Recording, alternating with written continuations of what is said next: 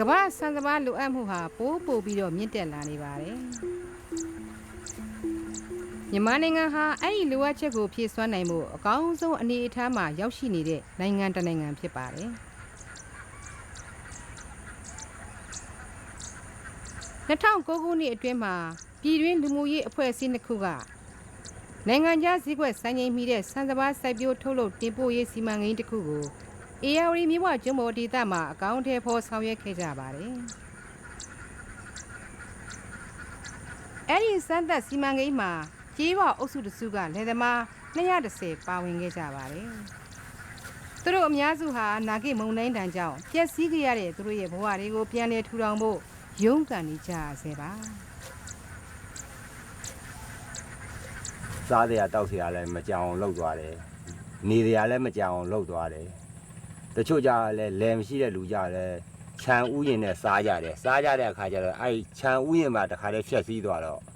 အဲ့တော့ကျွန်တော်တို့ကယူဆရတာကဘာတဖြည်းဖြည်းကတ်ဆေးနေတာပဲ။ဒီစီမံကိန်းမှာကိုဝင်းခင်လည်းသူ့ရဲ့ဒဲမြေ10ဧကနဲ့အတူပါဝင်ခဲ့ပါတယ်။သူဟာတခြားလယ်သမားတွေနဲ့အတူခင်မီလေယာစိုက်ပျိုးရေးနည်းစနစ်သင်တန်းကိုတက်ရောက်ခဲ့ပါတယ်။ထုတ်မဲ့လယ်သမားတွေကသူတို့ထုတ်ပေးတဲ့မီးပဲ့မှာကြောက်လို့ဟုတ်တယ်ဒီကနေမော်တော်သူဈေးခံတယ်မော်တော်ငှားပြီးသူတို့အပုတ်ကိုလုပ်ပေးတယ်ဟိုမှာမနဲ့စာကိုဟိုမှာထမင်းကျွေးလိုက်ဦးဒီပစ္စံတွေကမထိအောင်လို့ဒီစီမံကိန်းကလယ်သမားတွေကိုအတိုး2ကျပ်ခွဲနှုန်းနဲ့စိုက်ပျိုးစရိတ်ချေးငွေ1ဧကကိုကျပ်3,400,000လောက်အထိထုတ်ချေးခဲ့ပါတယ်။ဘာပတ်စံဆက်လိုက်ပါအောင်နော်။သူကစီမံကိန်းနဲ့ဆိုတော့ဒီနှစ်ကိုမတော်စချီးတာ။စာပြီးငွေထုတ်ပြီးတာ။ငွေထုတ်ပြီးသွားလို့လယ်သမားရဲ့ဘက်ကလည်းတာဝန်ကြည့်မယ်ဆိုလို့ရှိရင်နောင်နှစ်တွေကြာတယ်သူတို့ကဒီလိုဘန်းနေပြီးတော့ချောင်းပြောင်းပြီးတော့ချိန်ပြီးတော့ဒီလိုထုတ်ပြီးသွားမယ်စီမံကိန်းသူကရှိတယ်လို့ကျွန်တော်ပြောတယ်အပြောတဲ့ကြတော့ဘေးကယူရမယ်ဟာသူကတက်တာတယ်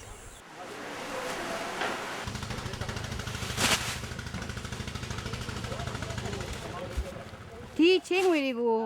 အရေးအသွေးမိတဲ့မျိုးစေ့တွေစက်ပစ္စည်းတွေမြေဩဇာတွေဝယ်ယူဖို့နဲ့လဲလုံသားငှားရမ်းမှုပေးရခဲ့တာဖြစ်ပါတယ်ဒါအင်းနဲ့အဲ့မှာအင်ဂျင်မိုင်နေတော့မို့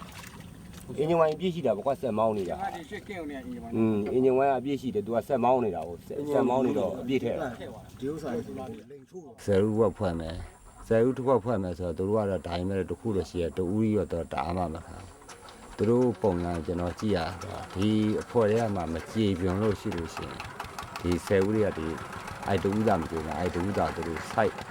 ကျွန်တော်တို့ဆယ်ဦးတွေကစိုက်ဆက်ခမ်းမှုအလားလာရှိအဲ့မဲ့သူတို့စီရင်ထားတာလို့ကျွန်တော်သိတယ်လို့ပြောရ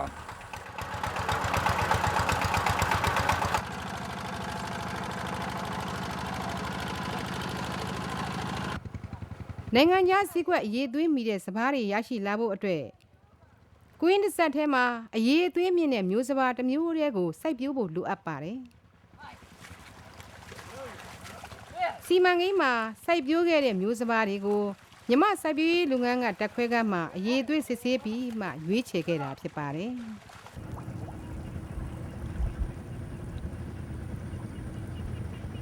ကျွန်တော်တို့မျိုးလေးကျဲပြီးလို့ကျွန်တော်တို့ညှက်ကွင်းကုန်းလေးဆိုလို့ရှိရင်မျိုးရောင်လေးပြီးလာပြီဆိုလို့ရှိတယ်ရှိလေမိုးကလည်းตายရမယ်ဆိုတော့ဟာဒီနေ့ကတော့ငါလည်းဒီဒါကောင်းလာတယ်လေလေးကိုရှောက်ပါပြီးကိုယ်မှကြည်နူးနေအောင်လေလေးတွေကြည်ပြီးတော့ဒီနေ့ငါဆက်ရတဲ့တက်တာလေမျိုးဘော်ပွဲဘော်ကလည်းကောင်းတဲ့ဟာဆိုတော့ကိုယ်မှကြည်နူးနေအောင်ကြည်ပြီးတော့ကိုယ်စိုက်ပြိုးထားတဲ့ဟာတွေ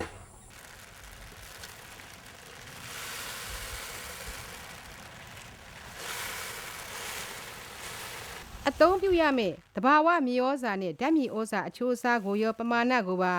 မှန်ကန်တွက်ချက်သုံးစွဲနိုင်ဖို့မြမစိုက်ပျိုးရေးလုပ်ငန်းမှာပဲမြေစည်းလွှာစမ်းသပ်စစ်ဆေးမှုတွေပြုလုပ်ခဲ့ကြပါတယ်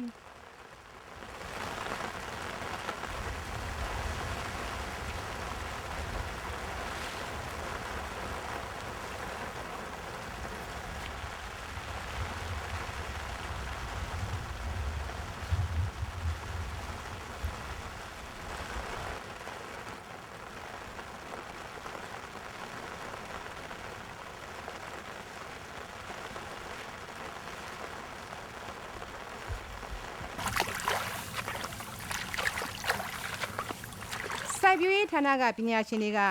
တခြားလယ်သမားတွေနဲ့အတူကဝင်းခင်ကိုပြိုးထောင်ပြီးကောက်စိတ်တဲ့စနစ်အပါအဝင်ခင်မီစိုက်ပျိုးရေးနည်းစနစ်တွေကိုသင်ကြားပေးခဲ့ပါတယ်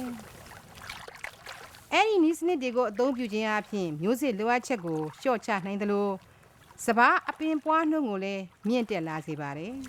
။အပင်ရောဂါကာကွယ်ဖို့နဲ့မျိုးကွဲနှုတ်ပယ်ဖို့လည်းလွယ်ကူစေပါတယ်။ တောက်ပင်ဒီကိုရှော့ပေးလိုက်